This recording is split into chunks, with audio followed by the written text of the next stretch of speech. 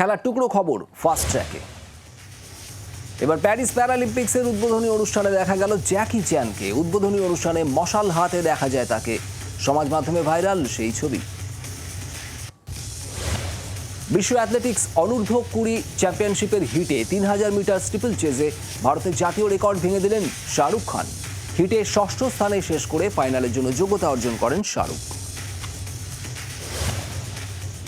England গিয়ে সারে county ক্রিকেটে ক্লাবের হয়ে খেলবেন সাকিব আল হাসান। ভারতের বিরুদ্ধে টেস্ট সিরিজের সময় ভারতে এসে দলের সঙ্গে যোগ দেবেন সাকিব।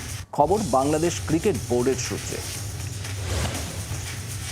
গুজরাতের বন্যায় আটকে গিয়েছিলেন বাঁহাতি স্পিনার রাধা যাদব। তাকে উদ্ধার করে এনডিআরএফ। তার পাশে থাকার জন্য ইনস্টাগ্রামে সবাইকে ধন্যবাদ জানিয়েছেন রাধা।